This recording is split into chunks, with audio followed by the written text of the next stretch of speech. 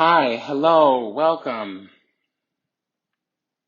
to Select Series brought to you by Vertex of Abundance. My name is Serene, Priestess Ablosi, also known as Baba Sakpata, also known as Ablosi Ma, formerly known as Priestess Gorgeous, etc., ad nauseum, ad infinitum. Today I came back for part two of the Finding Peace mini-series.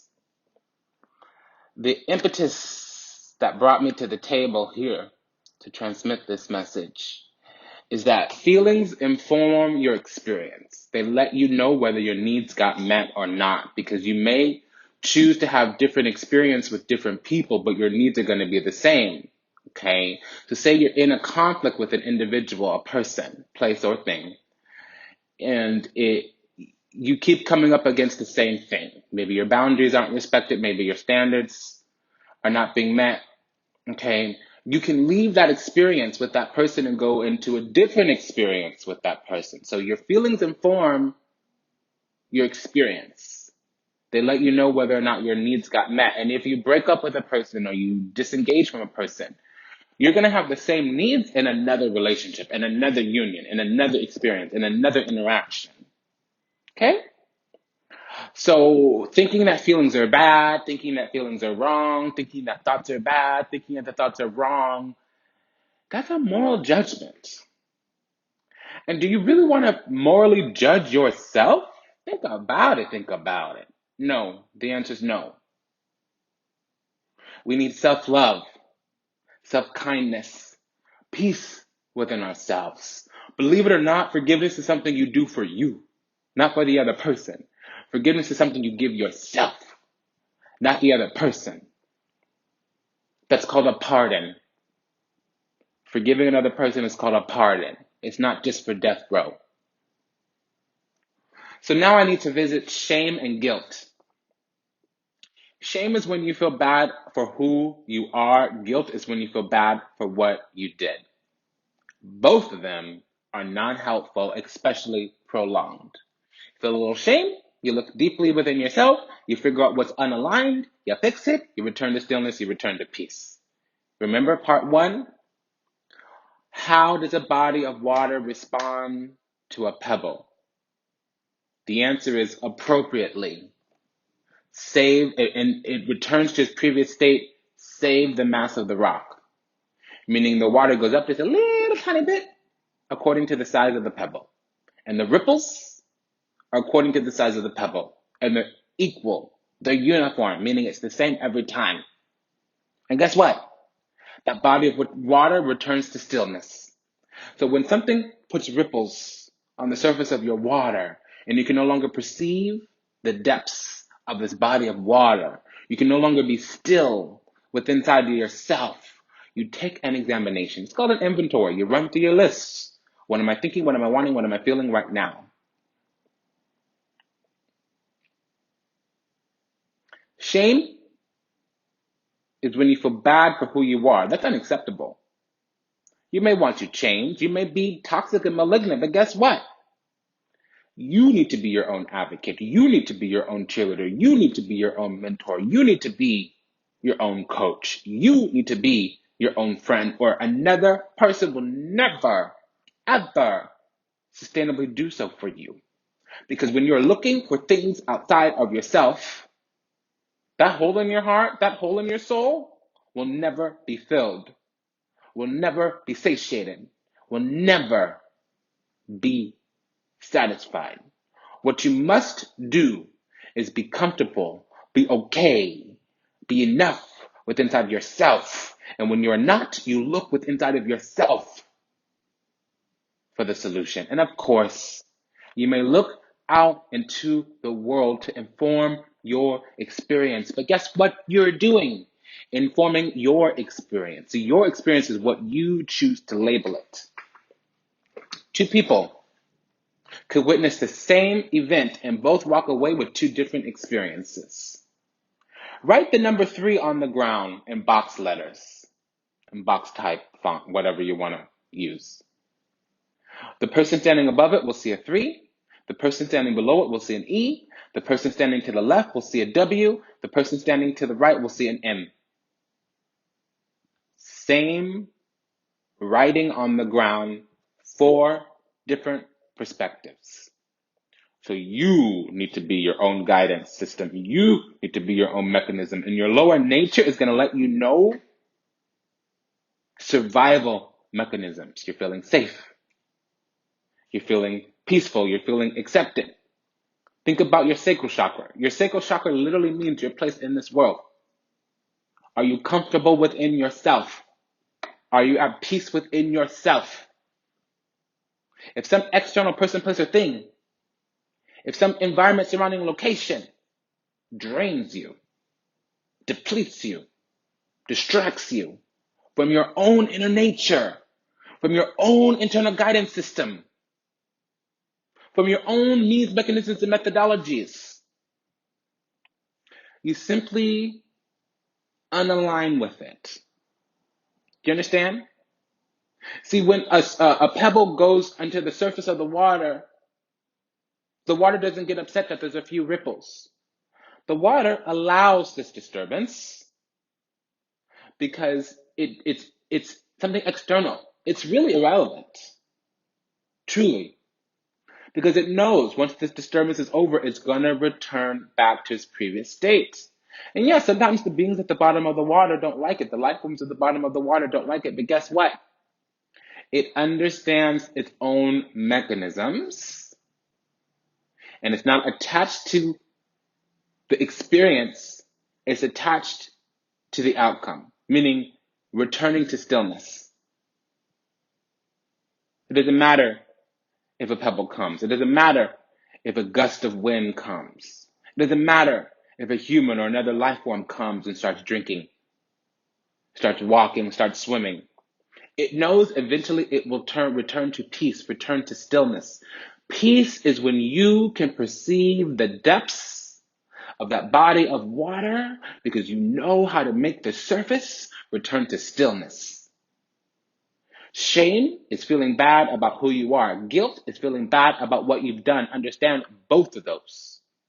Inform your experience. If you feel guilty for what you've done, you take an inventory of what's alive in you. Why? Because your thoughts affect your actions affect your results reinforce your thinking. If you don't like your results, you look at your behaviors. If you don't like your behaviors, you look at your thinking. If you don't like your thinking, you look at your beliefs. If you don't like your beliefs, you look at your conditioning and programming. Which means there's a possibility to return to stillness because you know the answer is alive inside of you. Not no body, not no thing. It's going to come in and change you unless you allow it. Unless you accept it as true.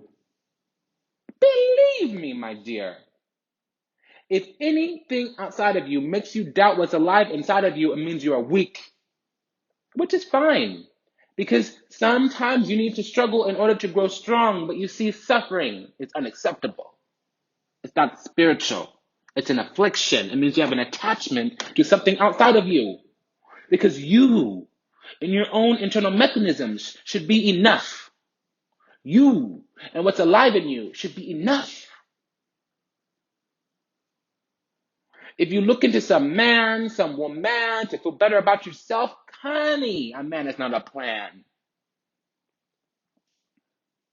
You are love. You are ecstatic bliss. You are stardust dancing amongst this beautiful creation. Believing you need something outside of yourself is what will make you unpeaceful. Somebody can come at you and start yelling at you, calling you like a bitch, excuse my language, or calling you whatever, the see you next Tuesday word. And to see if you have a firm sense of identity, if you know who you are alive inside, if you know your true purpose, if you know your authentic self, guess what? You'll either be confused or laugh at that person because they seem to be misaligned. It's, you see, when you're turbulent inside, when you're disturbed, and something outside gets inside, it's going to disturb you. It's going to reflect to you the disturbances already within you. Shame, when you feel bad about who you are, it's fine to change yourself. But see, again, looking outside for affirmations, looking outside for acceptance, looking outside for forgiveness, again, will compound your lack of peace. So I got so much more to say, honey, but we're going to start right here. Peace is something you work on. Peace is like that A in class. You got to keep that A in class. Peace is like when you're born with a fresh and clean soul. You got to keep that dirt off your soul. You got to keep that dirt off your path. And when it gets on there, don't feel bad, don't feel shame, don't feel guilt. Guess what? Feel inspired and excited that now you have some work to do. That's what conflict is. Conflict breeds change. Adversity is a catalyst for success. When something disturbs your peace, now you know to run through your list. What am I wanting? What am I feeling? What am I thinking? What am I needing?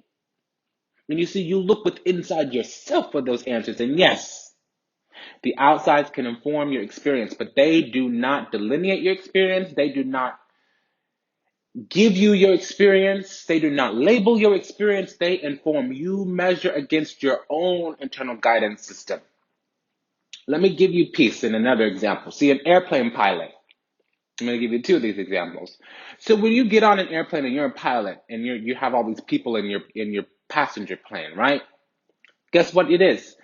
See, you're going to start on time, you're going to end on time, but 90% between where you begin and where you end, between the departure and the arrival, 90% you're off course. What does that mean? It means you're course correcting 90% of the time. And you can't sit there and be like, oh, there's something wrong with me. Ooh, the sky is falling. Ooh, I'm horrible because I'm off course. No. Course correct, course correct, course correct, course correct. The outside is going to inform your experience. You have these little dials, these little measures, these little meters on your dashboard there, in the cockpit there. And they inform your experience. Another version, same airplane. You know, flying a plane is 90% boredom and 10% panic. Eh?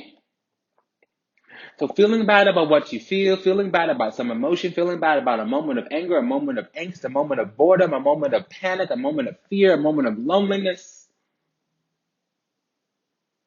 Those feelings only get compounded when you look outside yourself for answers. Guess why?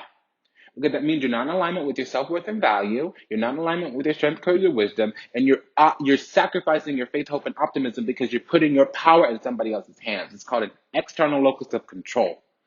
When some person, place, or thing outside of you, external to you, has been given the power, I got to come at you another time, another way, and talk about power. Because it's something that is cultivated, not taken, it's built. Because then it's indistinguishable. It's inexhaustible. Okay? It is you. Your conviction, your self-worth and value, your will, your strength of will and determination. You see, you don't need to be forceful, powerful. You could be peaceful. You could be like bamboo, bending but never breaking. You know, the earth will endure whatever abuse and then it will heal and return to its previous state or evolve into a bigger, better, more powerful state. It doesn't need to sit there and whine. It doesn't need to sit there and talk about recovering. Just like a surface of the water. What happens? It allows that disturbance, it processes that disturbance, and then returns to its previous state, except for the mass of that pebble, a mass of that disturbance. Why? Because it learned something. Water has memory. It doesn't mean you need to accept abuse. It doesn't mean you need to tolerate bullshit. It means you need to have your strength, courage, and wisdom. How do we do this? Strength, courage, and wisdom, you say. Hablo sin más. Self-worth and value. When you have a strong sense of self, nothing outside of you can take that away unless you let it. The devil works from the outside in. What is the devil? The devil wants to separate you from your eternal power, period. Satan means the adversary. That's all. Sometimes you need devil's energies. What happens when you need very strong physical energy that doesn't need all this high intelligence, but it needs a physical, instinctual intelligence? That's the devil. Things that come from below the heart chakra are the devil. Things that originate from lower basal or physical energies, that's the devil. The red gate, not the blue gate, not the yellow gate. That's the devil. And it ain't bad. The devil spelled backwards is lived. You have to live. When you go back to the higher spiritual realms, once upon a time you lived. Do you understand? So the devil only actually means when it's negative that you've inverted your own power and now you're spiraling downwards and not upwards. And you're spiraling downwards when you're giving away your power. Trust me on this. Trust me on this. Everything you need is alive inside of you. And sometimes you can't trust it because you're new at this. So you look outside of yourself to confirm what's alive in you. When you look outside of yourself and you doubt what's alive in you, it means you're not in alignment. Now, we're not done, but I'm going to leave you with these thoughts for today. Peace be with you. Peace be upon you. Take good care of yourself. Talk to you soon. Much love. Bye-bye. My email's in the show notes.